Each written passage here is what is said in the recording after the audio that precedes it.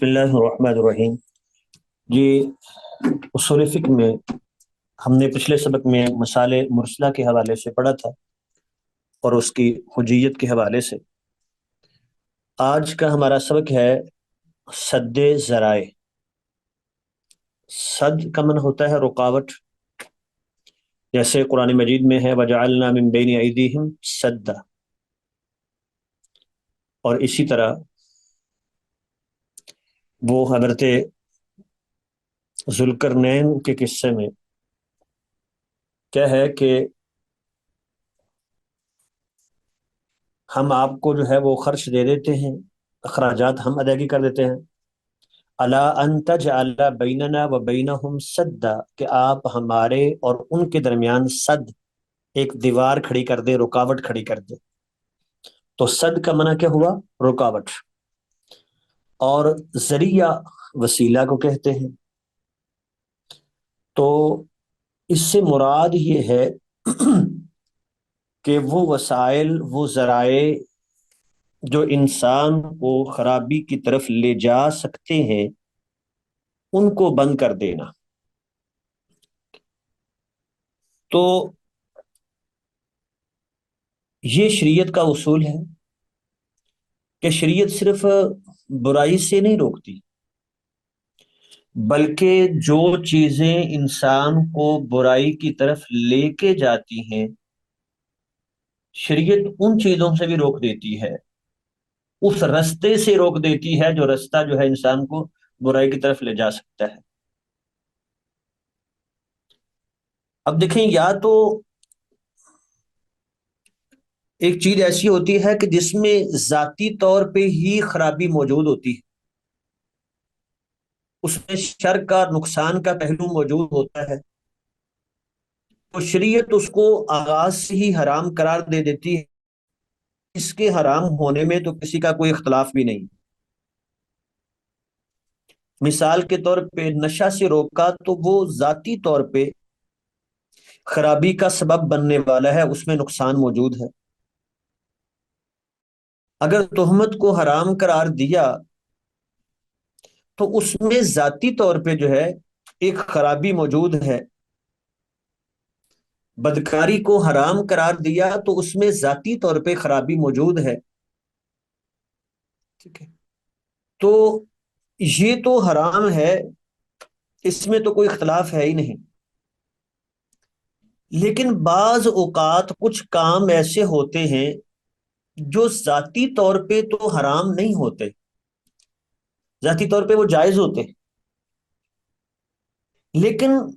پھر کسی خرابی کا وہ سبب بن رہے ہوتے ہیں، کسی کا ذریعہ بن رہے ہوتے ہیں کسی خرابی کا۔ تو ایسی صورت میں ایسے افعال کی تین قسمیں ہم بنا سکتے، جو ذاتی طور پہ تو جائز ہیں، ان میں شر نہیں ہے، خرابی نہیں ہے، لیکن وہ کسی خرابی کا ذریعہ اور سبب بن رہے ہیں۔ تو ان میں پہلی قسم کے افعال وہ ہیں جن میں یہ پہلو بہت کم نایاب ہے کہ وہ خرابی کی طرف لے جانے والے ہوں۔ ان میں خرابی آ سکتی ہے لیکن بہت کم۔ تو ایسے افعال میں شریعت کا ضابطہ یہ ہے کہ اس کی اس خرابی کو نہیں دیکھا جاتا، بلکہ اس میں اصل حلت والے پہلو کو ہی وہ ترجیح دی جاتی ہے اور اسی کا قول کیا جاتا ہے۔ مثال کے طور پہ شریعت نے منگیتر کو دیکھنے کی اجازت دی، حالانکہ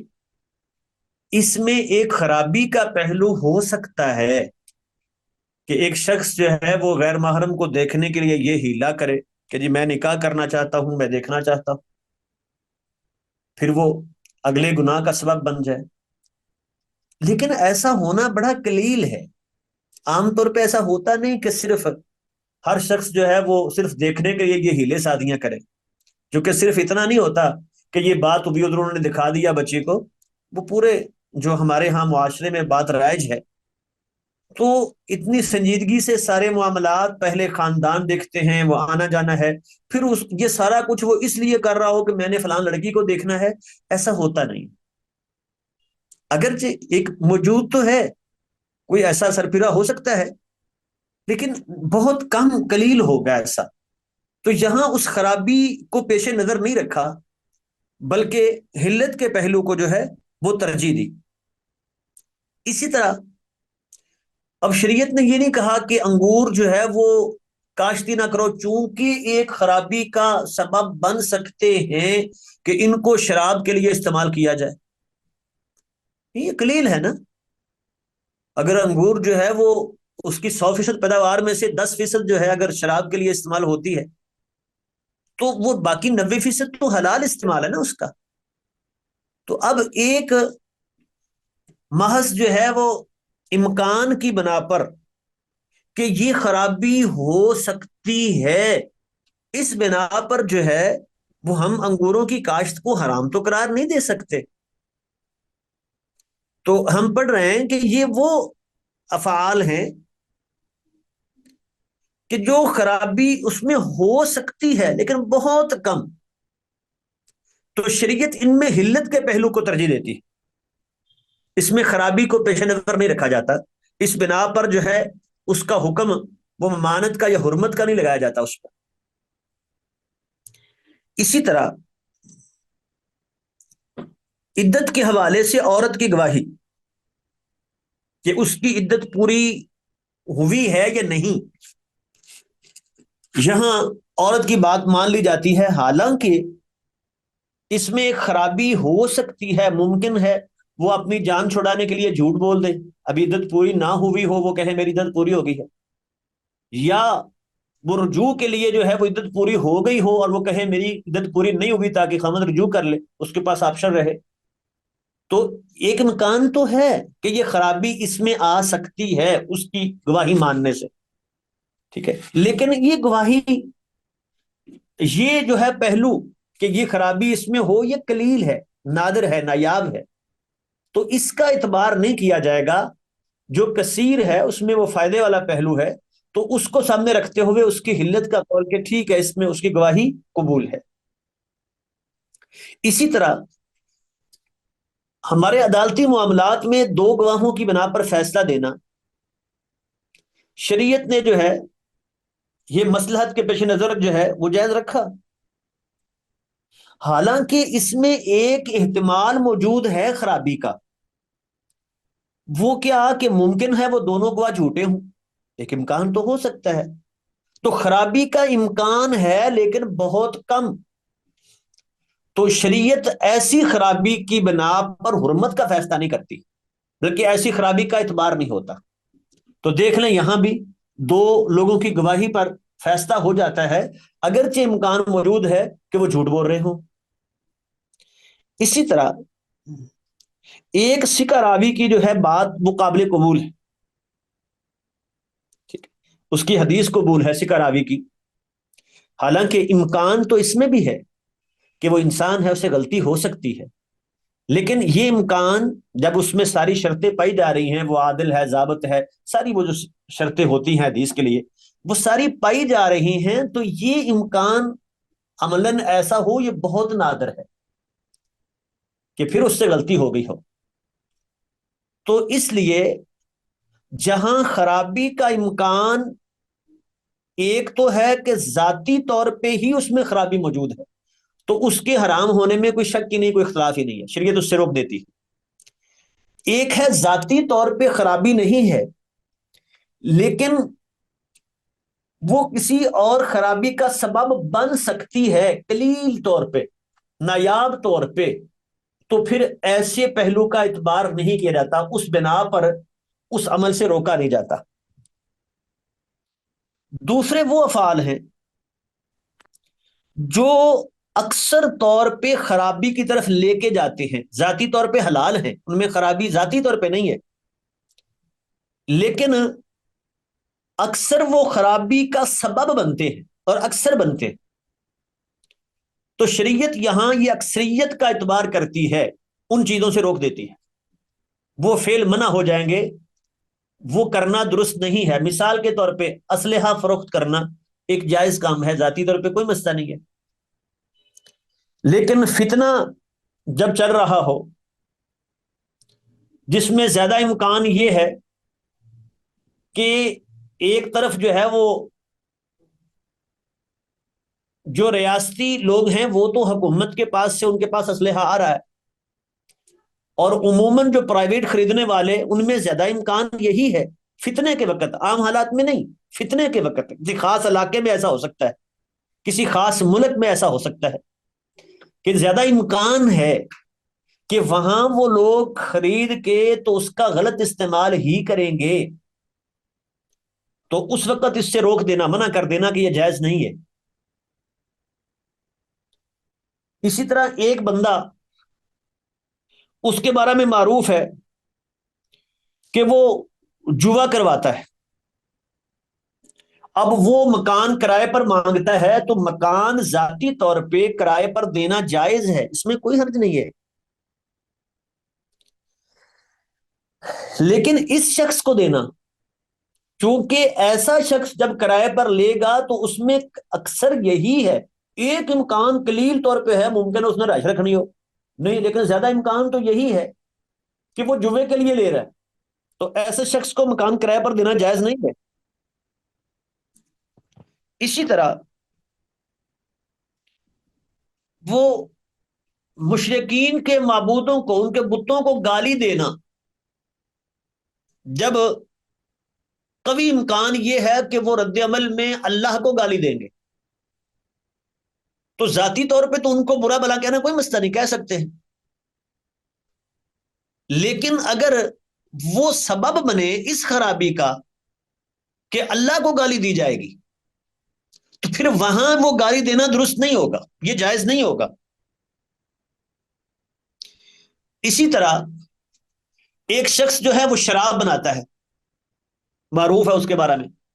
اور وہ آگے کہتا ہے دکاندار سے کہ مجھے ریڑی والے سے 2 من انگور چاہیے. اب امکان تو ہو سکتا ہے کہ اس نے دعوت میں کسی کو کھلانے ہو،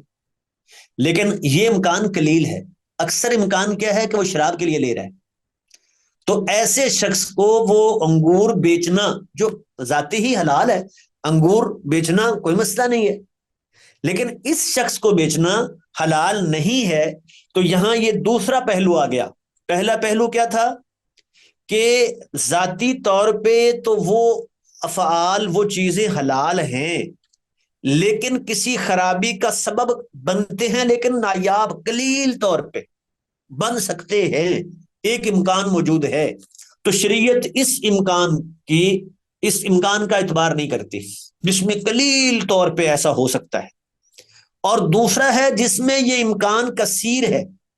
اغلب یہ ہے کہ وہ خرابی ہی کا سبب بنے گی،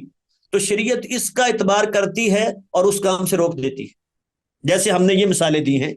یہ کرائے پر جگہ دینا ہم نے کہا، لیکن جوے والے کو دینا، مشرکین کے معبودوں کو ان کی موجودگی میں گالی دینا، جب غالب امکان یہ ہے کہ وہ جواب میں اللہ کو گالی دیں گے. اور شراب بنانے والے کو انگور بیچنا، ایک امکان تو ہو سکتا ہے، ممکن ہے وہ نہ اس سے شراب بنائے، لیکن غالب یہ ہے کہ جب وہ شراب کی اس کی فیکٹری ہے، وہ اتنے زیادہ لے رہا ہے تو شراب بھی بنائے گا. تیسری قسم وہ ہے ذاتی طور پہ تو وہ حلال ہیں، جائز ہیں وہ امور، لیکن ان کا غلط استعمال جو ہے وہ خرابی کا سبب بن سکتا ہے. ٹھیک ہے، ویسے وہ خراب نہیں ہے، غلط نہیں ہے، لیکن ان کا غلط ارادے سے غلط استعمال جو ہے وہ خرابی کا سبب بن سکتا ہے. مثال کے طور پہ ایک شخص نے اپنی بیوی کو طلاق دے دی اور اس سے کسی اور کا نکاح کرنا حلال ہے، کوئی مسئلہ نہیں ہے، کوئی خرابی نہیں ہے اس میں. لیکن اس نیت سے کسی اور کا نکاح کرنا کہ میں پہلے خامند کے لیے حلال کر دوں، حلالہ جسے کہتے ہیں، تو اب وہ اس فعل کا غلط استعمال کر رہا ہے. جو ذاتی طور پہ جائز ہے نکاح کرنا، وہ اس کا استعمال غلط کر رہا ہے. اسی طرح بیعینہ ایک معروف اصطلاح ہے کہ ایک شخص جو ہے وہ کسی کو ادھار میں ایک چیز دیتا ہے اور پھر اسی سے کم قیمت میں وہ نقد واپس لے لیتا ہے، خرید لیتا ہے، تو یہ حرام ہے۔ ویسے تو بذاتی ہی نہ اس کا بیچنا حرام نہ خریدنا حرام، اس کا بیچنا بھی جائز ہے، دوبارہ خریدنا بھی جائز ہے، لیکن اسی شخص کا پہلے ادھار دینا، پھر اس کو کم قیمت میں قسطوں پر خرید، کم قیمت پر نقد خرید لینا، یہ اصل میں وہ سود کا ایک ہیلا، اس کا اس لیے غلط استعمال کر رہا ہے نا اس حلت کو، وہ سود کے ہیلے کے طور پہ استعمال کیا جاتا ہے۔ مثال کے طور پہ جیسے یہ اسلامک بینکنگ یہی کرتے ہیں، وہ ہیلا کرتے ہیں، اس ہیلے کی ایک مثال یہ ہے کہ آپ نے اسلامی بینک سے کہتے ہیں جی مجھے 20 لاکھ روپیہ یا 30 لاکھ روپیہ مجھے چاہیے، جو ہے وہ ادھار قرض چاہیے، تو اب وہ کیا کہیں گے کہ جی ہم قرض تو نہیں دیتے، کیونکہ قرض اگر دیتے ہیں تو واپس اگر زیادہ لیں گے تو سود بن جائے گا، اور اگر نہیں لیتے تو بینک کا وجود کیسے رہے گا؟ وہ تو کمائی کے لیے ہیں، وہ کوئی نیکی کے لیے تو نہیں قائم ہوئے کہ وہ نیکی کمانا چاہتے ہیں کہ غربا کو جو ہے قرض دیے جائے، تو وہ ہلا کرتے ہیں۔ ہلا کیا ہوتا ہے کہ جی آپ کو 30 لاکھ روپیہ چاہیے،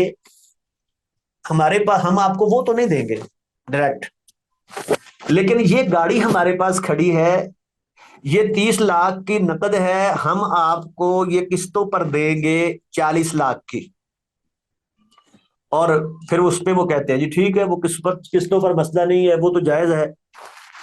تو آپ نے ہم سے یہ گاڑی خرید لی، وہ سائن کر دیا اس نے کہا پہ جی میں نے خرید لی، ٹھیک ہے جی گاڑی آپ کی ہوئی، آپ نے ہمیں 40 لاکھ روپے ادا کرنا ہے، اسی وقت کہیں گے اچھا یہی گاڑی ہم آپ سے نقدوں میں 30 لاکھ کی واپس خریدتے ہیں، یہ پکڑو 30 لاکھ اور جاؤ۔ اب اس نے 30 لاکھ لینا تھا، گاڑی لینے گیا ہی نہیں وہ، تو یہ کیا کیا گیا، ہیلا کیا گیا کہ وہ ادھار میں 40 لاکھ کی بیچ کے فوراً نقدی جو ہے وہ 30 لاکھ کی خرید لی گئی۔ اب ویسے اگر ہوتا تو چیز مہنگی خریدنا سستی بیچنا کوئی مسئلہ نہیں ہے، اس کی اپنی مرضی ہے، وہ مہنگی خریدے سستی بیچے، یا سستی خرید کے مہنگی بیچے، وہ مالک کی مرضی ہے، کوئی اس کو اس پر اعتراض نہیں ہو سکتا، لیکن اسی حلت کو وہ غلط مقصد کے لیے استعمال کر رہا ہے، جیسے وہ حلالے کی شکل میں نکاح والے صحیح مقصد کو وہ غلط مقصد کے لیے استعمال کر رہا ہے، تو اب یہ کیا یہ چیز جائز ہوگی یا نہیں؟ یعنی جو اصلاً تو چیز جائز ہے، حلال ہے، لیکن اس چیز کو غلط مقصد کے لیے استعمال کیا جا رہا ہو تو پھر اس کا حکم کیا ہوگا؟ دیکھیے ہم نے یہ 3 قسمیں بنائی ہیں۔ پہلی قسم ہے، پھر دوہرا دیتے ہیں تاکہ ذہن میں پورا نقشہ آ جائے، کہ اشیاء جو ہیں یا تو ان پہ ذاتی طور پہ خرابی موجود ہوتی ہے تو شریعت ان کو شروع سے حرام کر دیتی ہے، اس کی بات ہم یہاں کر ہی نہیں رہے، سد ذریعہ میں اس کی بات نہیں ہے۔ سد ذریعہ کی بات وہاں آتی ہے کہ چیز ذاتی طور پہ تو حلال ہے، جائز ہے، لیکن اس میں وہ چیز کسی دوسری خرابی کا سبب بن سکتی، اگر تو اس کا یہ خرابی کا سبب بننا بہت قلیل ہے، شاذ و نادر ہی کہیں ہوگا، تو پھر اس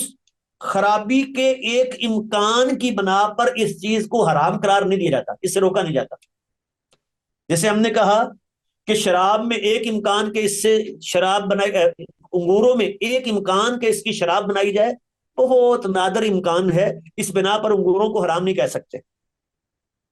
اور منگیتر کو دیکھنا اس کا جواز شریعت نے دیا ہے، اس میں ایک امکان کہ شاید وہ غیر محرم کو دیکھنے کے لیے ساری ہیلا سیدھی کر رہا ہو، شادی کرنا اس کا مقصد نہ ہو، تو یہ امکان اتنا نادر ہے کہ اس کا اعتبار ہی نہیں ہے، شریعت نے کہا جائز ہے. ٹھیک ہے. گواہوں کی بنا پر فیصلہ دینا شریعت نے کہا جائز ہے، اگرچہ ایک امکان موجود ہے کہ ممکن ہے وہ گواہ جھوٹ بول رہے ہیں. اور دوسری قسم کے وہ افعال ہیں جن میں یہ خرابی اکثر ہوتی ہے، وہ کلین ہی ہے کہ صحیح استعمال ہوں ورنہ وہ خرابی ہی کا سبب بنتے. جیسے جواری کو، جوا کھلانے والے کو مکان کرائے پر دینا، ویسے بذات ہی مکان دینا تو ٹھیک ہے،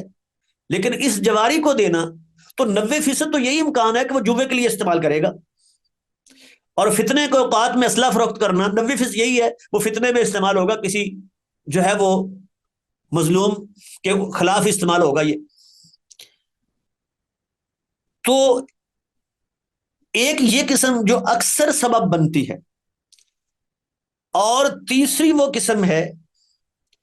کہ جن کا ذاتی استعمال ٹھیک ہے لیکن اس کا غلط استعمال، غلط ارادے سے اس کا استعمال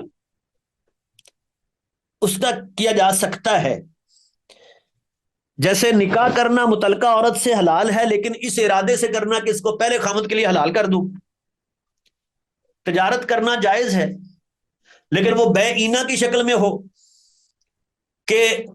ادھار لے کے نقد جو ہے وہ کم قیمت میں بیچے، اور چیز مقصود نہیں ہوتی بلکہ اصل تو وہ پیسے لینا مقصود ہوتا ہے، ہلا کیا جاتا ہے سود سے بچنے کے لیے، تو غلط مقصد کے لیے اس کا استعمال کیا جا رہا ہے جو چیز بذاتی ہی جائز ہے. تو یہ دوسری اور جو تیسری قسم ہے نا، جو اکثر خرابی کا سبب بنتی ہیں یا جن کا غلط مقصد کے لیے استعمال ہو سکتا ہے، ان کے بارے میں اختلاف ہے کہ یہ جو ہے وہ چیزیں حرام قرار دی جائیں گی یا نہیں. جن میں خرابی قلیل ہوتی ہے وہ تو حلال کہتے ہیں سارے، جن میں خرابی کثیر ہوتی ہے یا ان کا غلط استعمال ہو سکتا ہے، جیسے ہم نے بے اینا کی مثال دی ہے، تو ان کے بارے میں امام احمد ابن حنبل رحمۃ اللہ علیہ اور امام مالک رحمۃ اللہ علیہ کا قول ہے کہ یہ چیزیں بھی حرام ہوں گی. لہذا جہاں جتنی یہ مثالیں آئی ہیں کہ جواری کو کرائے پر مکان دینا وہ کہیں گے حرام ہے، فتنے کے اوقات میں اسلحہ فروخت کرنا وہ کہیں گے حرام ہے، اور شراب بنانے والے کو انگور بیچنا وہ کہیں گے حرام ہے، اور اسی طرح وہ حلالے کی بات حرام ہے. اور بے اینا کہ وہی چیز واپس جو ہے وہ کم قیمت میں پہلے ادھار دے کے مہنگی، کم قیمت میں نقد اس کو خرید لینا حرام ہے. ان کا موقف تو یہی ہوگا. اور دوسری طرف ہیں شوافے اور اہل ظاہر، وہ کہتے ہیں کہ چونکہ وہ چیز بذات ہی حلال ہے تو جب شریعت نے اس کو حلال رکھا ہے تو ان جو ہے احتمالات کی بنا پر ان کو حرام قرار نہیں دیا جائے گا. لہذا وہ کہتے ہیں کہ بھئی مکان کرائے پر دینا جائز ہے، اب وہ اس کا کیا استعمال کرتا ہے یہ اس کا مسئلہ ہی نہیں ہے، اس نے تو حلال ہی کیا ہے، اسلحہ اس نے فروخت کیا ہے، وہ اس کا مسئلہ ہے وہ کیا اس کا استعمال کرتا ہے. انگور بیچتا ہے، انگور جائز ہے بیچنا اس کا، وہ شراب بناتا ہے وہ اس کے مسئلہ ہے. اسی طرح باقی مثالیں بھی ہیں. تو اب یہاں راجے قول کیا ہے؟ یہ دو قول تو ہمارے سامنے آ گئے کہ ایک قول یہ ہے کہ ان چیزوں کو بھی حرام قرار دیا جائے گا، اور دوسرا قول یہ ہے کہ نہیں، ان چیزوں کو حرام نہیں قرار دیا جائے گا. راجے قول ان لوگوں کا ہے جو کہتے ہیں کہ ان چیزوں کو بھی حرام قرار دیا جائے گا.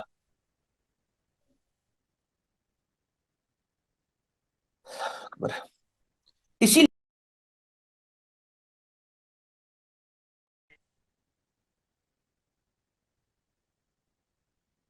یہ بات تو واضح ہے کہ جو منع کرنے والے ہیں ان کی بات درست ہے.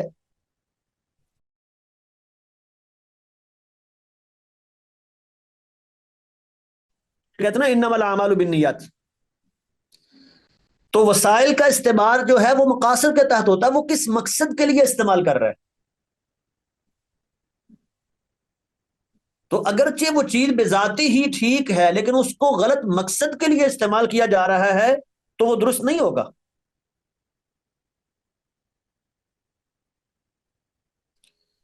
اور جو لوگ کہتے ہیں کہ نہیں، ان احتمالات کو نہیں دیکھا جائے گا، بلکہ ان معاملات میں اصل جو اصول حلت کا ہے اسی کو راجع قرار دیا جائے گا، وہ کہتے ہیں کہ یہ ایک گمان ہے نا کہ یہ خرابی کا سبب بنے۔ وہ جواری جو ہے وہ اس کو جوے کے لیے استعمال کرے، ایک گمان ہے نا ایک۔ اور شراب بنانے والا جو ہے انگوروں کو شراب کے لیے استعمال کرے، ممکن ہے وہ کھانے کے لیے لے جائے، یہ گمان ہے نا کہ وہ جبے کے لیے استعمال کرے گا۔ تو کہتے ہیں گمان کی بنا پر، احتمال کی بنا پر ہم اس کی حرمت کا فتویٰ نہیں دے سکتے، چونکہ قرآن کہتا ہے کہ ان الظن لا یغنی من الحق کی شیئا۔ ٹھیک ہے، یہ گمان جو ہے وہ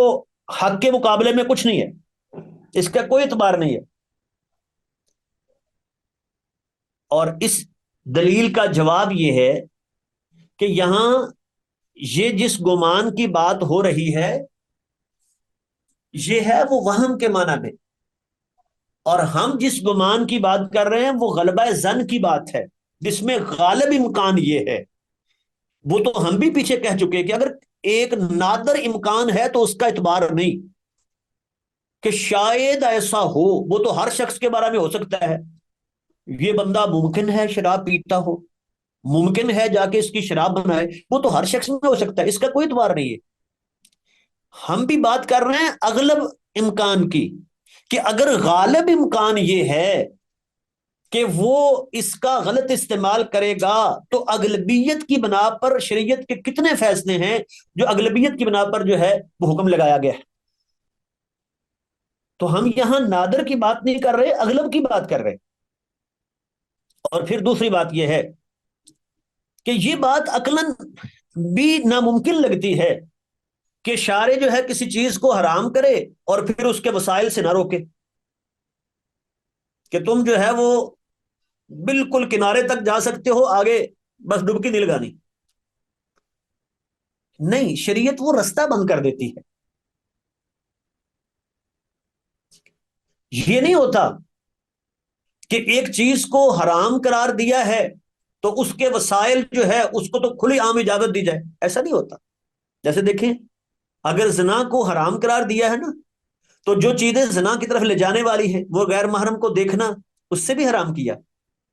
پھر اسی طرح وہ پردے کا عورت کو حکم دیا، وہ رستوں کو بند کیا ہے جو گناہ کی طرف لے جانے والے ہیں۔ یہ نہیں ہوگا کہ چیز ہو، نتیجہ تو جو ہے وہ حرام ہے اور اس کی طرف جانے کے سارے راستے کھلے ہوئے ہیں، ایسا شریعت کا مزاج نہیں ہے۔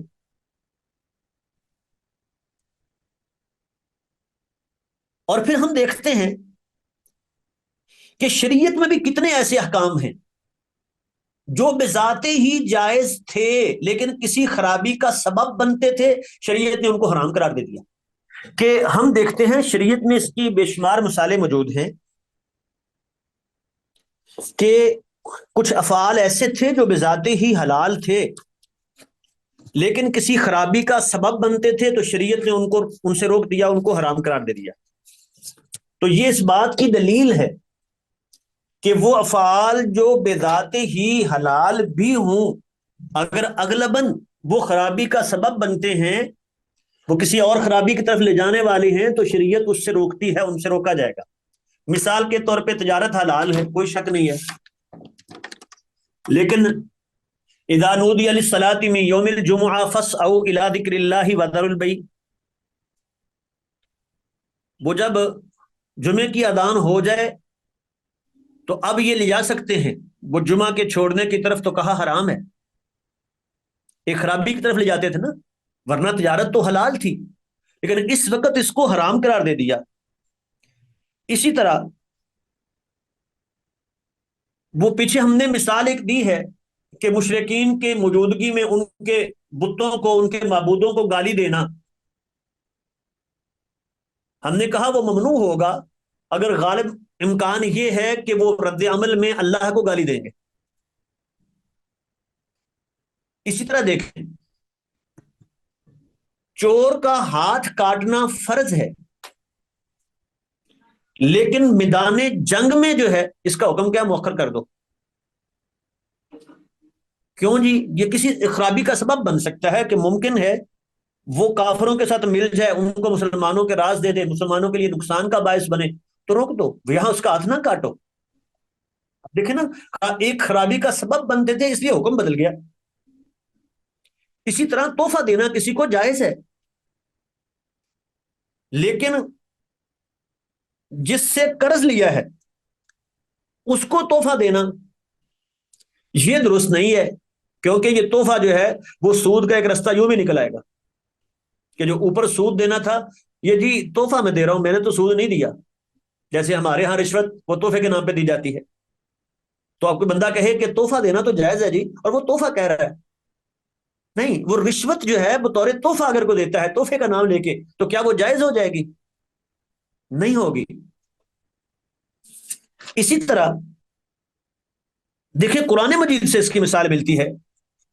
یا ایھا الذین آمنوا لا تقولوا راعینا وقولوا انظرنا. وہ جو یہودی کہتے تھے راعینا، اس کو ذرا کھینچ کے، اے ہماری بکریوں کے چرواہے، وہ اس لفظ کا غلط استعمال کرتے تھے.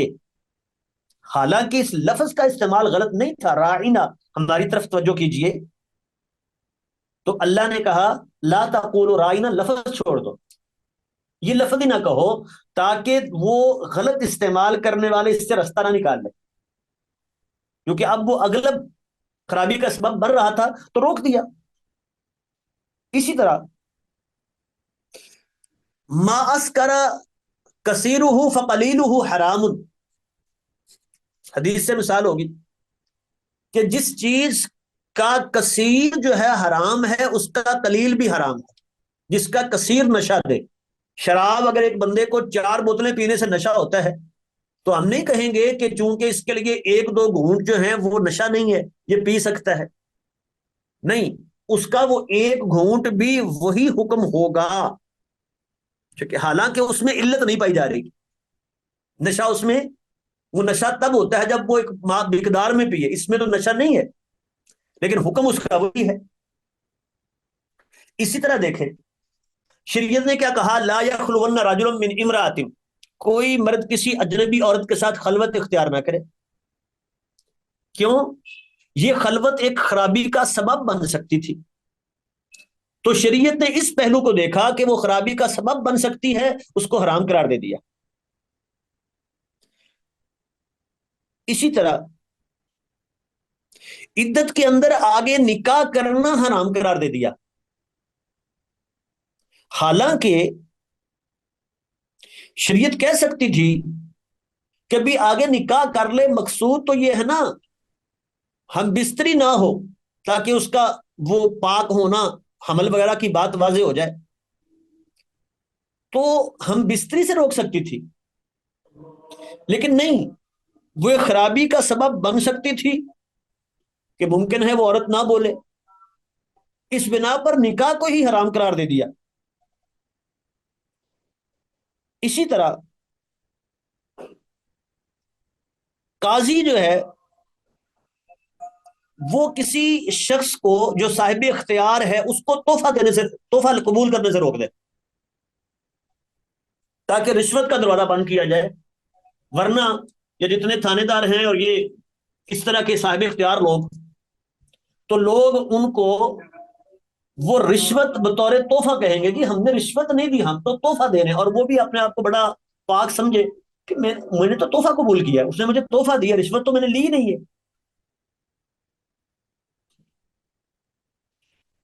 اسی طرح دیکھیں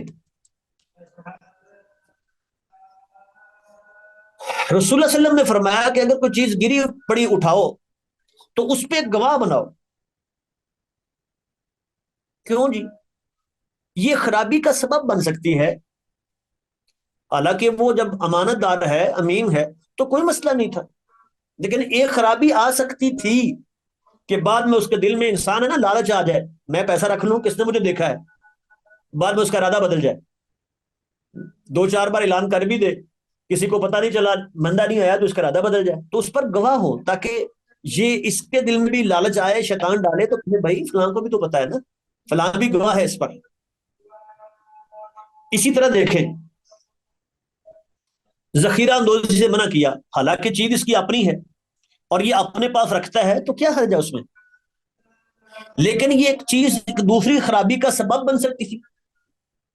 کہ وہ جو مستحقین ہیں، جو ضرورت مند ہیں، وہ ایک چیز جو ہے وہ اس سے محروم رہ جائیں، یا مصنوعی اس سے جو ہے وہ مہنگائی ہو، تو شریعت نے کہہ دیا لا یحتکر الا خاطئون، وہ گناہ گار ہے ذخیرہ اندوزی کرنے والا۔ حالانکہ یہی چیز جب بازار میں وہ چیز عام ہے تو گھر میں سٹور کر سکتا ہے، کوئی حرج نہیں ہے سٹور کرنے میں، لیکن ضرورت کے وقت جب بازار میں اس کی مانگ ہے اور یہ اس لیے روک کے بیٹھا ہے تاکہ اور مہنگی ہو اور پھر میں تھوڑا تھوڑا کر کے نکالوں، تو اب یہ ذخیرہ اندوزی حرام ہے، حالانکہ یہی ذخیرہ اندوزی جائز تھی عام حالات میں۔ تو جب یہ خرابی کا سبب بنی تو شریعت نے روک دیا۔ تو مقصد یہ ہے کہ ہم دیکھتے ہیں شریعت کے کتنے سارے مسائل ہیں کہ جو اصلاً جائز ہیں، حلال ہیں، لیکن شریعت نے جب وہ کسی خرابی کا سبب بننے لگے تو اسے روک دیا۔ تو یہی تو سد ذریعہ ہے کہ جو چیز خرابی کا سبب بنے اس سے روک دیا جائے۔ اسی طرح ہم نے مثال ایک پیش کی کہ قرض دار جو ہے وہ اپنے مقروض سے تحفہ قبول کرے، اس کی ممانعت ہوگی۔ جب ان کا پہلے کوئی تحفے کا لین دین نہیں ہے، اب اس نے قرض لیا اس سے، کہتا جی قرض تو میں نے سال بعد واپس کرنا ہے، تو میں نے کہا بھائی ہیں ذرا ان کے گھر میں مٹھائی پہنچا دوں، یہ مٹھائی قبول کر لیں، یہ تحفہ ہے تو نہیں جائز ہے، چونکہ یہ تحفہ پہلے کیوں نہیں یاد آتا تھا؟ اب وہ قرض لینے کے بعد اس کو یاد آئی ہے نا، تو اصل میں وہ اسی قرض کا منافع ہے۔ اسی طرح ایک آدمی اپنی چیز کو صدقہ کرے کسی غریب پر، مستحق پر، پھر اسی سے سستے داموں وہ چیز خریدے تو شریعت نے اسے روک دیا۔ وہ حضرت عمر کا جو مشہور قصہ ہے کہ وہ گھوڑا دیا تھا ایک شخص کو اور اس نے جو ہے وہ اس کو لاغر کر دیا، تو حضرت عمر کا ارادہ بنا کہ اسی کو خرید لے، وہ گھوڑا تھا یا اونٹ تھا، ایک جانور تھا، تو ارادہ بنا کہ اسی کو سستا بیچ رہا، سستا دے دے گا مجھے، خرید لوں، تو اللہ کے نبی نے روک دیا کہ نہیں بھائی، حالانکہ اس کا خریدنا بھی جائز ہے، بیچنا بھی جائز ہے، اور اس نے بیچا تو کیا ہوا؟ عام حالات میں بازار میں ایک شخص چیز بیچتا ہے، وہی چیز دوبارہ سال بعد خرید لیتا ہے تو کوئی حرج نہیں ہے۔ جب اس نے مالک بنا دیا اس کو جو ہے وہ زکوٰۃ کی ادائیگی میں یا اللہ کی راہ میں دے دیا، اب واپس اس کو اس سے خریدتا ہے، تو ایک امکان ہو سکتا ہے کہ وہ آدمی اس لیے سستا دے کہ اسی نے تو مجھے فری میں دیا تھا، اب میں اسے پورے بہتا ہوں کیا کروں، ٹھیک ہے جتنے دیتا ٹھیک ہے، میرا کون سا اپنا ذاتی تھا، اسی نے تو مجھے دیا تھا، تو گویا کہ وہ اپنی ہی زکوٰۃ کا کچھ حصہ واپس لے رہا ہے۔ تو اس لیے دیکھیں روک دیا اس سے، حالانکہ بذاتی ہی خریدنا یا بیچنا یہ کوئی مسئلہ نہیں تھا۔ اب ایک سوال ہے کہ ہم نے پیچھے پڑھا کہ کچھ لوگ ایسے ہیں جو اس کے قائل نہیں ہیں، وہ کہتے ہیں کہ یہ خرابی کا سبب بننا اس احتمال کا کوئی اعتبار نہیں ہے، وہ چیزیں حلال ہوں گی، تو کیا ان مسائل میں جو پیچھے مثالیں گزری ہیں وہ سارے ان کو جائز قرار دیتے ہیں؟ تو جواب ہے کہ نہیں، وہ ان کو کسی اور دلیل سے حرام کر دیں گے۔ مثلا جو ہم نے کہا نا کہ شراب بنانے والے کو جو ہے وہ انگور بیچنا، تو کیا ظاہریہ کہیں گے کہ یہ جائز ہے؟ نہیں، وہ کہیں گے جی وَتَعَاوَنُوا عَلَى الْبِرِّ وَالتَّقْوَىٰ وَلَا تَعَاوَنُوا عَلَى الْإِثْمِ وَالْعُدْوَانِ کے تحت یہ حرام ہے۔ تو یعنی مسائل میں وہ بھی وہ دوسروں کے ساتھ ہی ہیں، لیکن وہ اس کو بطور دلیل نہیں مانتے، دلیل کسی اور چیز کو بناتے۔ تو یہاں تک ہم رکھتے ہیں، انشاءاللہ اگلے سبق میں اس کو مکمل کریں گے۔